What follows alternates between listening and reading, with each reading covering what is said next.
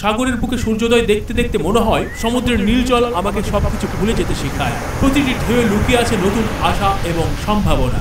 সমুদ্রের তীরে দাঁড়িয়ে মনে হয় জীবন কত সুন্দর। যখন জীবন কঠিন হয়ে দাঁড়ায়, সমুদ্রের শান্তি সব কিছু ঠিক করে দেয়। সমুদ্রের জল আমাকে নতুন স্বপ্ন দেখতে শেখায়। ঢেউয়ের সঙ্গে আমার চিন্তাও ভেসে যায়। সমুদ্র, তুমি আমার হৃদয়ের শান্তির স্থান।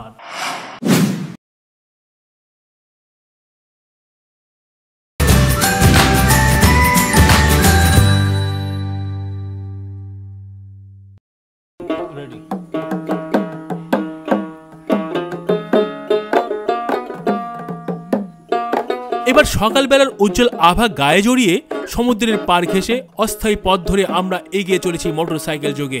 গতকালকের মতোই আজকে আমরা সেই তিনজন। এবারের গন্তব্য আমাদের গভীর সমুদ্রে মাঝিদের মাছ ধরার দৃশ্য দেখা, সেই সাথে টাটকা জ্যান্ত সামুদ্রিক মাছের নাচন দেখা। সমুদ্রের গর্জন আর মৃদুমন্দ হাওয়ায় যখন এগিয়ে চলছি, তখনও হয়তো অনেক পর্যটক হোটেলে আরামের বিছানায় শুয়ে এপাশ ওপাশ করছে। তাই বলা চলে, আমাদের এই রোমাঞ্চকর যাত্রাপথে পর্যটক বলতে শুধু আমরাই দুইজন। আমরা এগিয়ে চলেছি এক ভয়ঙ্কর সুন্দরের পথে। অবশেষে দেখা মিলল সামুদ্রিক মাঝিদের মাছ ধরার দৃশ্য। কুয়াকাটায় মাছ ধরা একটি পরিচিত দৃশ্য, যেখানে স্থানীয় জেলেদের পাশাপাশি পর্যটকদের জন্য মাছ ধরার সুযোগ রয়েছে।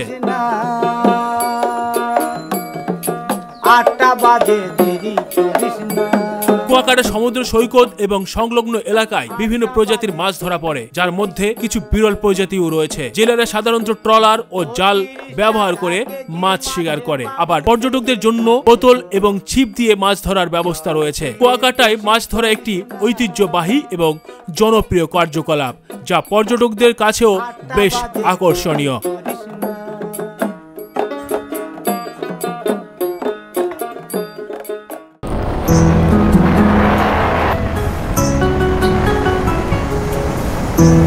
এবার আমাদের যাত্রা গঙ্গামতির চরের দিকে। যেতে পথে হঠাৎ আকাশ ভেঙে নেমে আসে বৃষ্টি, সেই সাথে সাগরের জোয়ারের সমুদ্রের পানি বেড়ে যায়।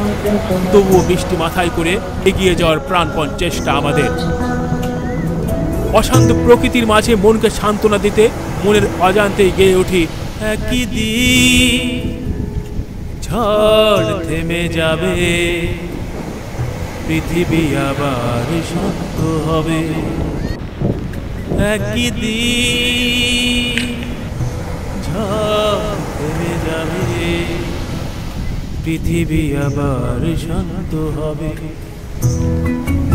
বন্ধুরা, গঙ্গাবতী চরে যাচ্ছি, বৃষ্টি হচ্ছে প্রচন্ড এবং ভিজে গেছে অলরেডি।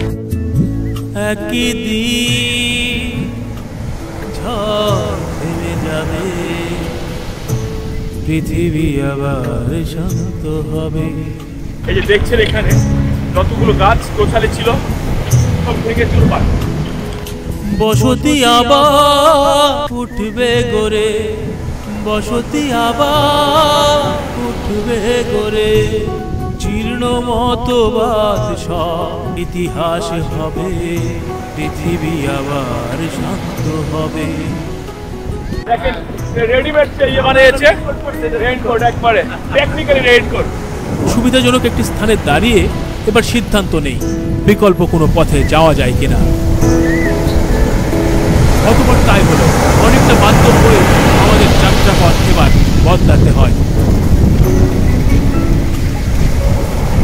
সাগর পাড়ের পথ ছেড়ে আমরা জেলে পাড়ার পথ ধরে এগিয়ে চলেছি গঙ্গামতির চরের দিকে।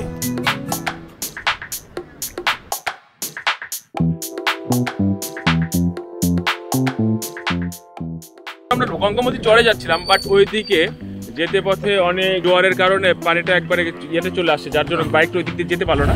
তো আমরা বিকল্প পথে যাচ্ছি, চতুর্দিকে জঙ্গল, আমরা এর ভিতর দিয়ে যাচ্ছি, বাইক আমাদের যাচ্ছে।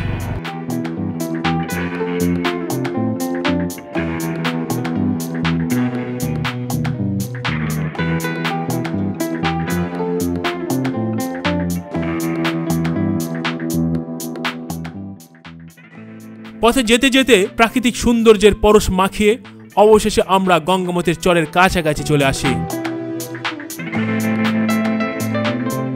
গঙ্গামতির চর কুয়াকাটার বুকে এক নিসর্গ জাদুকাব্য। পটুয়াখালীর কুয়াকাটা সমুদ্র সৈকতের মাত্র 10 কিলোমিটার পূর্বে বিস্তৃত গঙ্গামতি চর। আমরা অলরেডি চলে এসেছি গঙ্গামতির চরে। চতুর্দিকে কেওড়া গাছ, এবং এই কেওড়া গাছগুলো একটা সময় জীবিত ছিল। গঙ্গামতি চর একটি স্থান যেখানে সমুদ্রের গর্জন, লেকের শান্ত জলরাশি আর সবুজ বন মিলে সৃষ্টি করেছে এক অপার্থিব সৌন্দর্য।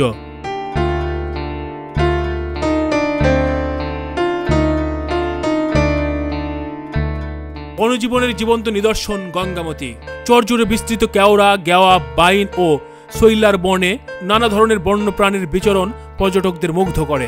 এখানে পাখির কলতান, বানরের লাফালাফি, শিয়ালের নিঃশব্দ পথ চলা আর বুনো শকরের মাটির নিচে কন্দ খোঁজার দৃশ্য সবই যেন প্রাকৃতিক নিজ হাতে আঁকা একটি ভ্রাম্যমান জাদুঘর।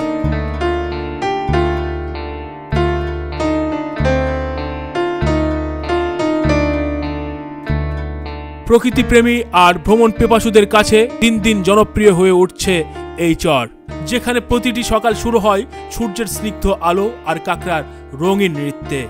সূর্যোদয়ে রঙিন এক নাট্যভিনয় গঙ্গামতির চর। গঙ্গামতির লালচে বেলাভূমিতে ভোরের আলো পড়তেই শুরু হয় কাঁকড়ার দৌড়ঝাঁপ। সূর্যোদয়ের মুহূর্তগুলো যেন ক্যানভাসে আঁকা কোনো শিল্পকর্ম। এই দৃশ্য দেখে পল্লীকবি জসিমউদ্দিনের কবিতার মাঠগুলো মনে পড়ে যাওয়া অস্বাভাবিক নয়।